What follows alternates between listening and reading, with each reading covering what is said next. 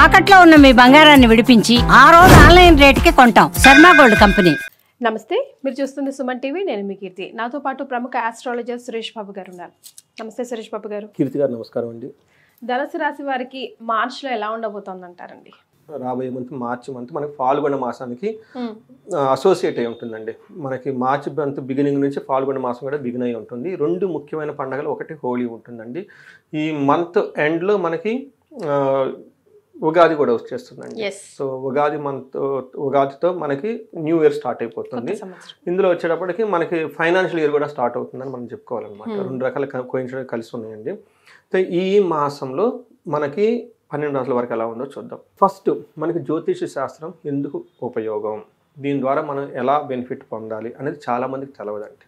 So మహర్షులు మనకి ఈ జ్ఞానం ఎందుకు ఇచ్చారంటే అండి, భూమి మీద ప్రతి మనిషి పుట్టిన ప్రతి వ్యక్తి, అది ఏ కులం కానివ్వండి, ఏ మతం కానివ్వండి, ఏ కంట్రీ అయినా కానివ్వండి, 4 పనులు వాళ్ళు చేస్తారండి. ధర్మము, అర్థము, కామము, మోక్షం. నాకు వచ్చే ఫోన్ కాల్స్ కూడా వీటికి సంబంధించి వేరే ఏమి రావు, ఇంకా అంతే, ఇంకేం ఉండదండి. సో అది బట్ వాళ్ళ ఎక్స్పీరియన్స్ని బట్టి మనకు వస్తూ ఉంటుందండి. మనకి ఏం చెప్పారంటేనండి, మనం ఇవి సాధించేటప్పుడు కొన్నిసార్లు ఈజీగా సాధించేస్తాం, కొన్నిసార్లు చాలా కష్టపడుతూ సాధించేస్తూ ఉంటామండి. కొంతమంది చాలా తక్కువ టైంలో ఉన్నతంగా ఎదిగిపోతుంటారు, కొంతమంది ఎంత చేసినా అక్కడే ఉన్నట్లు ఉంటారనమాట. సో మనకి ఏం చెప్తారంటే, లైఫ్ అనేది చాలా బ్లిస్ఫుల్గా ఆనందమయంగా ఉండాలి అనే ఒక ఉద్దేశంతో మహర్షులు ఈ జ్ఞానాన్ని ఇచ్చారు. దీని ద్వారా రాబోయే ఫ్యూచర్ మనకి ఎలా ఉంటుంది, ఏ విషయాల్లో అనుకూలంగా ఉంటుంది, ఏ విషయంలో ప్రతికూలంగా ఉంటుంది, ఎక్కడ ఫేవరబుల్ ఎక్కడ అన్ఫేవరబుల్ మనకు ముందుగానే తెలుస్తుంది.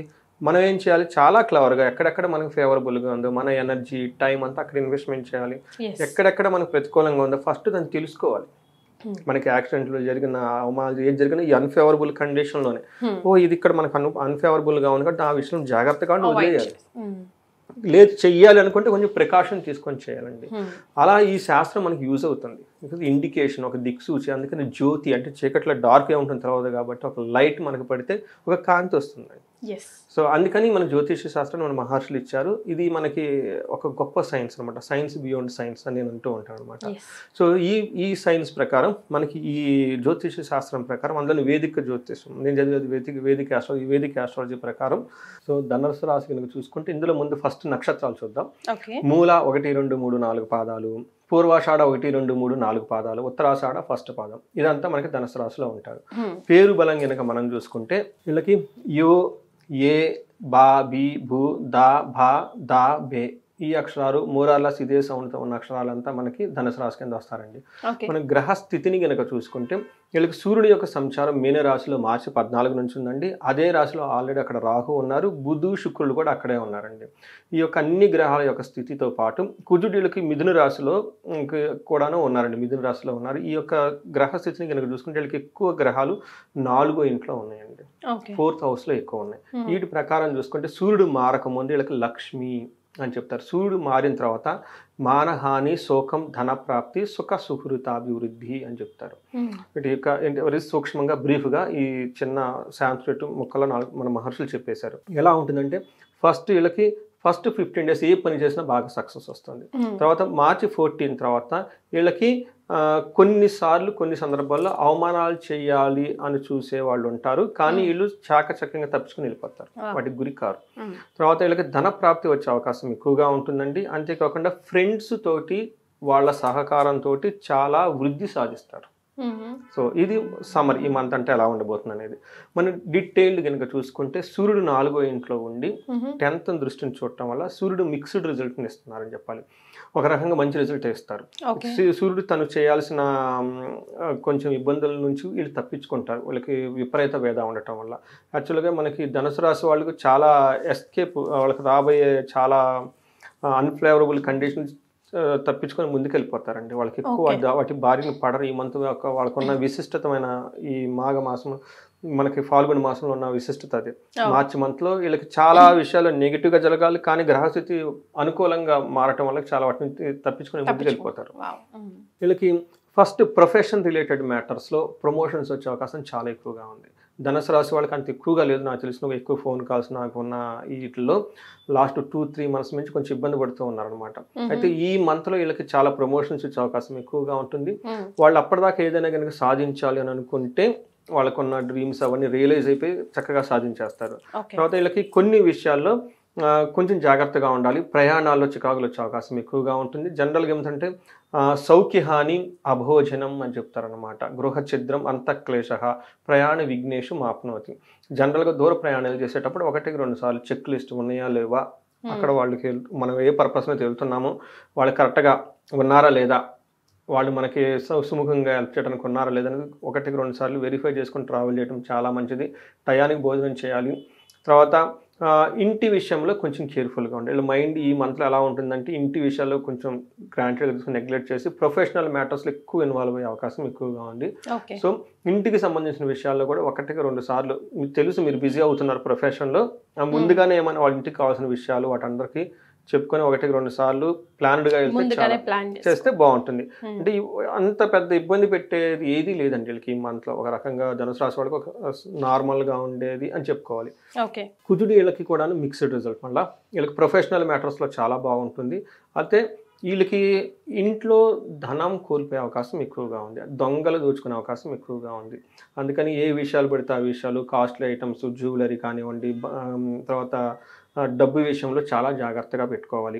ఓకే, ఎప్పుట్లో పెట్టినట్టు ఫ్రిడ్జ్ల మీద అలా పెట్టేసి వెళ్ళిపోకుండా ఈసారి కొంచెం జాగ్రత్తగా లాకర్లో వాటి ఇట్లా పెట్టుకొని సేఫ్ గార్డ్ చేసుకోవడం చాలా ఇంపార్టెంట్. ఫైనాన్స్ విషయంలో దొంగలు దోచుకునే అవకాశం, సంపదలు తీసుకునే అవకాశం ఎక్కువగా ఉంది. ఓకే. తర్వాత ప్రొఫెషనల్ మ్యాటర్ చాలా బాగుంటుంది. అయితే కొన్నిసార్లు వీళ్ళకి వాళ్ళకి ఇరిటేషన్ తెప్పించే మాటలినే అవకాశం ఎక్కువగా ఉంటుంది. తర్వాత అతిగా కోపం పడే అవకాశం కూడా ఎక్కువగా ఉంటుంది. కాబట్టి ఫుడ్ విషయంలో నెగ్లిజెన్స్ చేసే అవకాశం ఎక్కువగా ఉంది. అందుకని ఫుడ్ టయానికి తీసుకుంటా చాలా చక్కగా ప్లానెడ్గా ఉండాలి. ఒక విషయంగా కుజుడు వీళ్ళకి అంత అనుకూలంగా లేరు. ప్లానింగ్, ఓకే, ప్రాపర్గా ప్లానింగ్తో వెళ్తే వీళ్ళకి ఎక్కువ ఇబ్బందులు జరిగే అవకాశం అయితే ఉండదు. శుక్రుడు వీళ్ళకి చాలా మంచి యోగ్యతను ఇస్తున్నాడండి. సంస్కృతంలో మన మహర్షులు ఏం చెప్తారంటే సన్మానం, మంచి అప్రిషియేషన్స్ వచ్చే అవకాశం ఎక్కువగా. అందులో ప్రొఫెషనల్ మ్యాటర్స్లో ఒక ప్రమోషన్స్తో పాటు అప్రిషియేషన్, కానీ ఇప్పుడు అంతా శాలరీస్ హైక్స్ ఇవన్నీ ఉంటాయండి మనకి మార్చి మంత్లో. వీళ్ళకి అనుకూలమైన ఒక మంత్ అని చెప్పుకోవాలి. ఈ మాసం వాళ్ళు ఎవరంటే ప్రొఫెషనల్ మ్యాటర్స్లో చాలా పాజిటివ్గా ఉంటుంది. తర్వాత అప్పటిదాకా జాబ్ లేకపోయినా కానీ జాబ్ వచ్చే అవకాశం చాలా ఎక్కువగా ఉంటుంది. విద్యా గోష్ఠు, పుత్రమిత్ర కళాత్రి విద్యా గోష్ఠు అని చెప్తారన్నమాట. స్త్రీ సంభాషణ సంభ్రమ ఇది కూడా చెప్తారు. అంటే ఈ రాశి వాళ్ళు స్పౌస్తో కానివ్వండి, జెంట్స్ అయితే లేడీస్తో కానీ, లేడీస్ అయితే జెంట్స్తో కానీ చక్కగా మాట్లాడి వాళ్ళకి ఉన్న విభేదాలన్నీ తీసేసుకొని ఒక మంచి కోఆపరేషన్తో ముందుకెళ్ళే అవకాశం చాలా ఎక్కువగా ఉంటుంది. మంచి స్వబుద్ధి అంటే వాళ్ళ ఓన్ ఇంటలెక్చువల్తో వాళ్ళు మంచిగా ప్లాన్ చేసుకొని అవి సక్సెస్ చేసుకుని ముందుకెళ్ళే మంచి టైం శుక్రుడు వీళ్ళకి ఇస్తున్నాడండి. ఒక రకంగా చూడాలంటే వీళ్ళకి చాలా బాగుంది. అందులో కుజుడు కొంచెం ఇబ్బంది పెట్టినా కానీ అవి కూడాను వీళ్ళకి విపరీత వేద ఉండటం వల్ల ఎక్కువ ఇబ్బంది పడరండి. సో మరి నక్షత్రాల ప్రకారం ధనుసు రాశి వారికి ఎలా ఉందండి? వీళ్ళకి మూల, పూర్వాషాఢ, ఉత్తరాషాఢ నక్షత్రం వల్ల మనం ఇప్పుడు చెప్పుకున్నాం. వీళ్ళకి ఈ 3 నక్షత్రాల వాళ్ళకి బంధించబడినటువంటి సిచ్యువేషన్స్ ఉంటుంది. ఇది కూడా బుధుని వల్ల. రెండోది వీళ్ళకి అతిగా భయపడే అవకాశం ఎక్కువగా ఉంది. ధనం టయానికి అందుతుందో లేదని బాధపడే అవకాశం కూడా ఎక్కువగా ఉంది. ఇది కుజుని వల్ల. అయితే సూర్యుడు వీళ్ళకి విపరీతంగా యోగ్యతనిచ్చడం వల్ల జయాన్ని ఇస్తాడు. 6వ ఇంట్లో ఉండటం వల్ల వీళ్ళకి ఏమవుతుందంటేనండి చాలా జయాన్ని ఇస్తుంటాడు మన సూర్యుడు. ఈ ప్రకారంగా మనం చూసుకుంటే వీళ్ళు చక్కగా ప్లాన్ చేసుకుంటే అతిగా భయపడకుండా ఫైనాన్షియల్ విషయంలో కేర్ఫుల్గా ఉండాలి.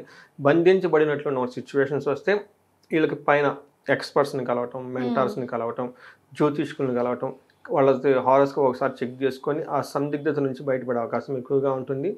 సో ఒక్క విషయం, పూర్వాషాఢ నక్షత్రం వాళ్ళకి బుద్ధి నాశనం, అంటే సరైన డెసిషన్ తీసుకోలేక ఇబ్బంది పడే అవకాశం ఎక్కువగా ఉంటుంది. పర్టికులర్గా బిజినెస్ మ్యాటర్స్లో ట్రాన్సాక్షన్స్, క్రెడిట్ కార్డ్ స్వైపింగ్స్, తర్వాత పేమెంట్, రాంగ్ పేమెంట్, టక్కన ఏదో నెంబర్ నొక్కేస్తాం దెట్టబోతుంది, ఇవి జరిగే అవకాశం ఎక్కువగా ఉంది. తర్వాత మూల, పూర్వాషాఢ నక్షత్రం వాళ్ళకి హెల్త్ కాంప్లికేషన్స్, కొంచెం హీట్ అయ్యే అవకాశం ఎక్కువగా ఉంటుంది. టూ మచ్ గ్యాస్ట్రైటిస్ వచ్చేసి చెస్ట్ పట్టినట్టు ఉండే అవకాశం ఎక్కువగా ఉంటుంది. తర్వాత హార్ట్ పేషెంట్స్ ఎవరైనా ఉంటే కేర్ఫుల్గా ఉండాలి. ఎందుకంటే సూర్య భగవానుడు ఎప్పుడైతే జన్మ రాశిలో ఉంటారు కదండి, వాళ్ళకు ఉంటే సూర్యుని యొక్క ప్రభావంతో చెస్ట్ పట్టినట్టు ఉంటుంది. ఇది కేర్ఫుల్ అండి రెమెడీ.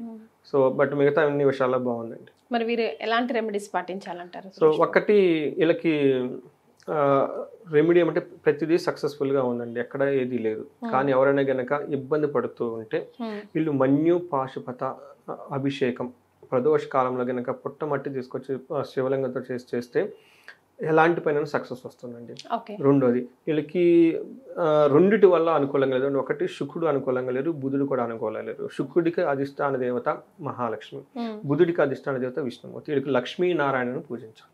ఓకే. మనకి తిరుపతి వెంకటేశ్వర స్వామి కానివ్వండి, ఎనీ వైష్ణవ టెంపుల్స్ కానీ వీళ్ళకి విజిట్ చేసి చక్కగా అక్కడ టైం కనుక స్పెండ్ చేసి వాళ్ళకి నచ్చిన విధంగా కనుక పూజలు కనుక చేసుకోగలిగితే చాలా చాలా బాగుంటుంది. సో మనకి పర్టికులర్లీ బుధుడు రిప్రజెంట్స్ సాఫ్ట్వేర్స్ అండి. సాఫ్ట్వేర్స్ అక్కడ ఉన్న వాళ్ళు కూడా అందులో ఇప్పుడు మనకి కొంచెం ఇబ్బందిగా ఉంది. ఎలా వీసాలని, ట్రంప్ అని ఇవన్నీ వచ్చేసి ఇలాంటి వాళ్ళకి బంధించబడినట్లు ఉంటుందండి. నేను చాలా ఫోన్స్ కాల్స్ వస్తాయి, ఏమండి మీకు వీసా ఉంటుందా, అయిపోతుందా, వస్తుందా లేదు, బంధనం, కన్ఫ్యూజన్ స్ట్రాటజీ. వీళ్ళు కరెక్ట్గా మనకి లక్ష్మీనారాయణ కనుక పూజిస్తే చాలా చాలా బాగుంటుంది. మనకి హైదరాబాద్లో ఎవరైనా కనుక సాఫ్ట్వేర్ లాంటి వాళ్ళు ఉంటే మనకి స్వయంభూగా వెలిసిన మనకి అనంత పద్మనాభ స్వామి టెంపుల్ ఉందండి. మనకి బెంగళూరు నేషనల్ హైవేలో హైదరాబాద్ నుంచి ఒక 30 కిలోమీటర్స్ వెళ్ళిన తర్వాత లెఫ్ట్ తీసుకుంటుంటుంది. అక్కడ పెంచర్ల అని ఒక విలేజ్ ఉంటుంది అనమాట. అక్కడ వీళ్ళు ప్రదక్షిణాలు చేసిన తర్వాత అమ్మవారు కూడా ఉంది, లక్ష్మీ అమ్మవారు కనుక ఇద్దరు అక్కడ టైం స్పెండ్ చేసి ఏమన్నా కనుక వాళ్ళకి నచ్చిన విధంగా కొన్ని పూజలు అవన్నీ చేసుకుంటే ఈ బంధించిన బడి నుండి సిచ్యువేషన్ నుంచి, అలానే వీళ్ళకి ధనహీనత కనుక ఉంది, ఇది కూడాను వాటి నుంచి ఈ 2 విషయాల నుంచి వాళ్ళకి చాలా మంచి పాజిటివ్ ఎనర్జీ వచ్చి ముందుకెళ్ళే అవకాశం ఎక్కువ ఉంటుందండి. Right. Thank you so much అండి. నమస్కారం. థ్యాంక్ యూ అండి.